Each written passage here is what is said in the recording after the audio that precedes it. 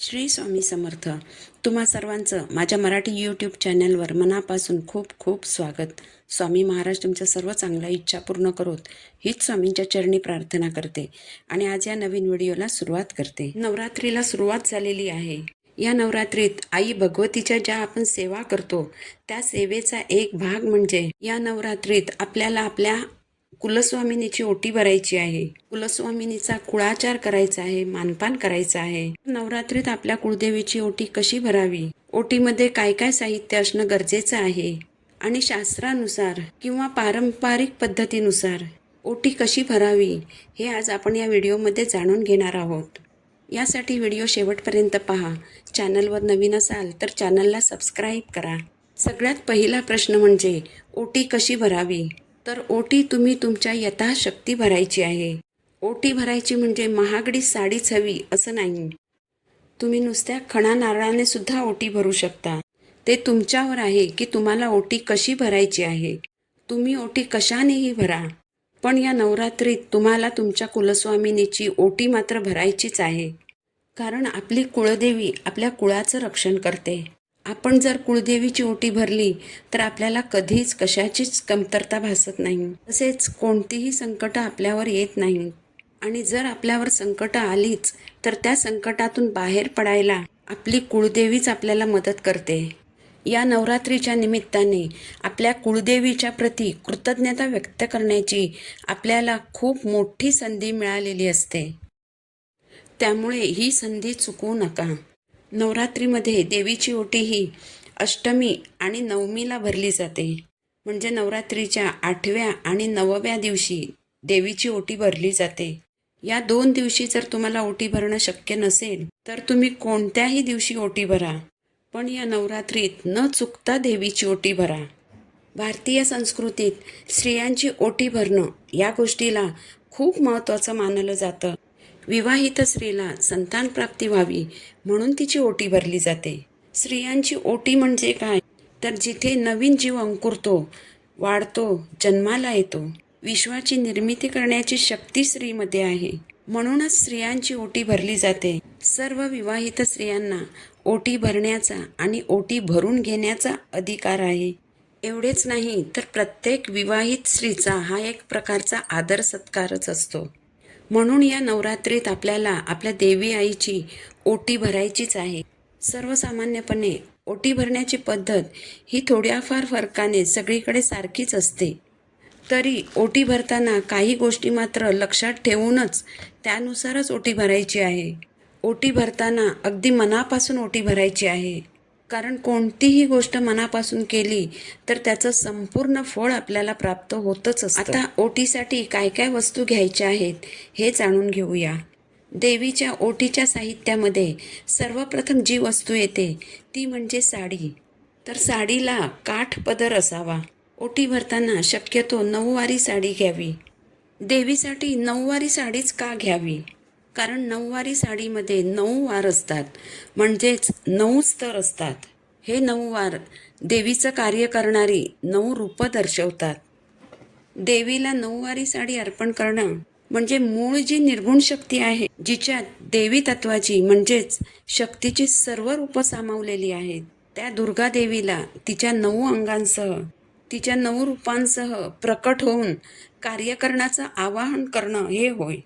म्हणून तुम्हाला 9 या आकड्यामध्ये 9वारी साडी जी आहे ती देवीला अर्पण करायची आहे. देवीला अर्पण करायची साडी सुती किंवा रेशमी असावी.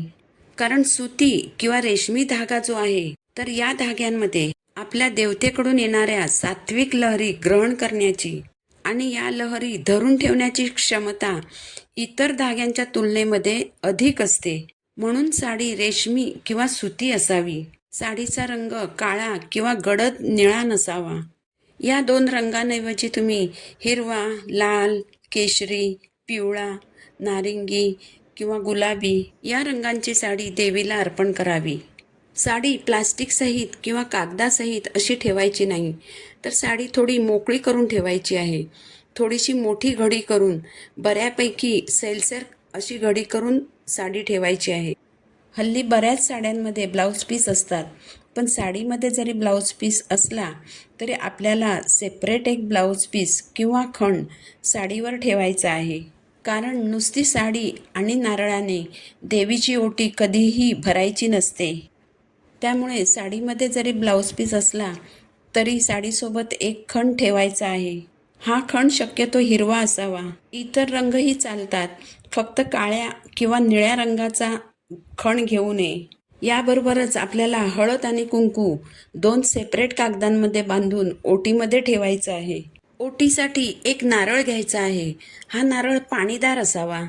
ओटी भरण्यासाठी तुमच्या प्रथेनुसार गहू किंवा तांदूळ घ्यायचे आहेत. एक अखंड हळकुंड घ्यावं.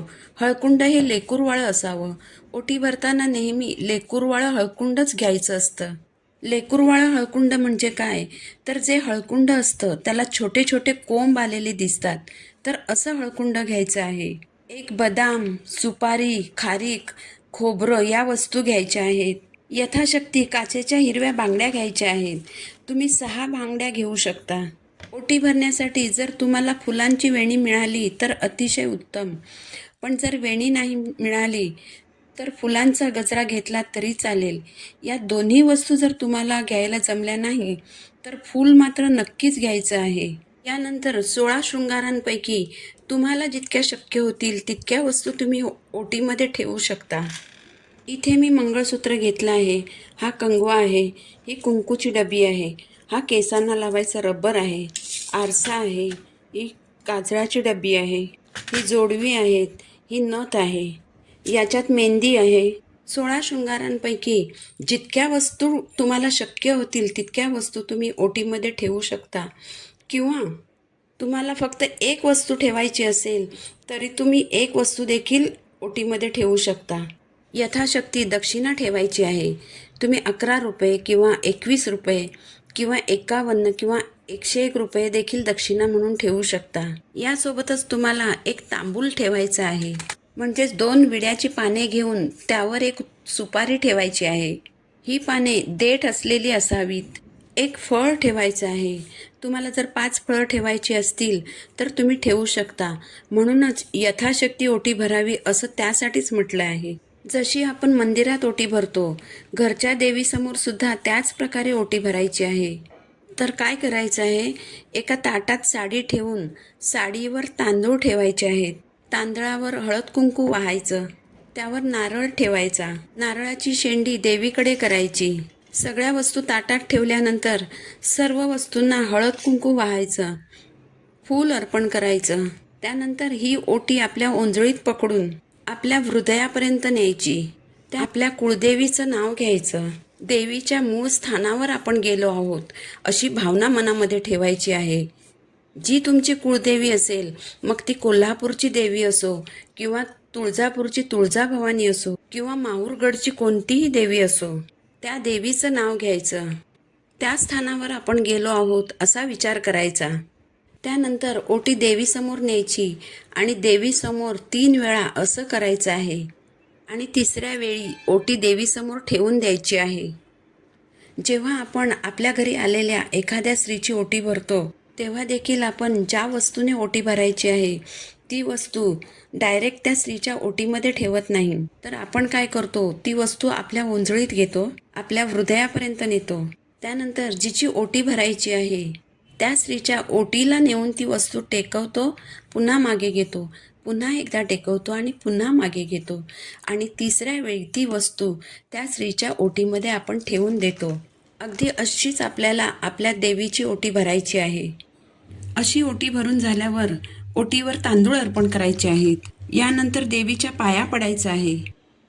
ओटी भरून झाल्यानंतर देवीला प्रार्थना करायची आहे की हे देवी आई, मी जी ही तुझी ओटी भरलेली आहे, जो तुझा मानपान केलेला आहे त्याचा तू स्वीकार कर. तुझा मानपान करण्यामध्ये माझ्याकडून जर काही चूक झाली असेल तर त्यासाठी मला माफ कर आणि माझ्या ओटीचा स्वीकार कर. तुझा कृपाशीर्वाद आमच्यावर ठेव. माझ्या घराला सुख शांती लाभू दे. जर काही इडापिडा असेल तर ती दूर कर. तुझा वरदहस्त आमच्यावर कायम ठेव. तुम्ही जर देवळात जाऊन ओटी भरली तर तिथे जे ब्राह्मण असतील, गुरुजी असतील, तर ते तुम्हाला ओटीमधील काही ना काहीतरी वस्तू परत देतील. त्यांनी जर एखादं फळ दिलं तर ते प्रसाद म्हणून घरातील सर्वांनी ग्रहण करायचं आहे. ओटीतील वेणी परत दिली तर ती वेणी एक दिवस तरी छानपैकी आपल्या केसात माळायची आहे. नारळ दिला तर तो फोडून प्रसाद म्हणून घरातील सर्वांनी खायचा आहे. जर तुम्ही तुमच्या देवघरातील तुमच्या कुळदेवीसमोर ही ओटी भरली तर एक दिवस ती ओटी देवीच्या समोरच ठेवायची आहे. त्यानंतर या ओटीचं काय करायचं आहे, जर तुम्ही नजीकच्या काळात किंवा लवकरात लवकर जर तुम्ही देवीच्या मूळ स्थानावर जाणार असाल तर याच ओटीने देवीची ओटी भरायची आहे. जर हे शक्य नसेल तर त्या ओटीतील सामान तुम्ही स्वतः वापरू शकता. ओटीतील फळं आणि नारळ तुम्ही घरात प्रसाद म्हणून खाऊ शकता. साडी तुम्ही स्वतः वापरू शकता. 16 शृंगाराचं सामान जर तुम्हाला वापरण्यायोग्य असेल तर ते तुम्ही वापरू शकता. जी दक्षिणा तुम्ही ओटीमध्ये ठेवली असेल ती तुम्ही देवळातील दानपेटीत टाकू शकता. किंवा तुमच्या देवघरासाठी काही सामान लागणार असेल तर ते सामान तुम्ही घेऊ शकता. तर अशी अगदी साध्या आणि सोप्या पद्धतीने आपल्याला आपल्या कुळदेवीची ओटी भरायची आहे. कारण आपली कुळदेवी ही आपल्या कुळाचं रक्षण करत असते. तिचं ते कर्तव्यच आहे. तर तिच्या कर्तव्याप्रती आदरभाव व्यक्त करण्याची ही संधी आपल्याला मिळालेली आहे. या संधीचा आपल्याला लाभ घ्यायचा आहे. श्री स्वामी समर्थ.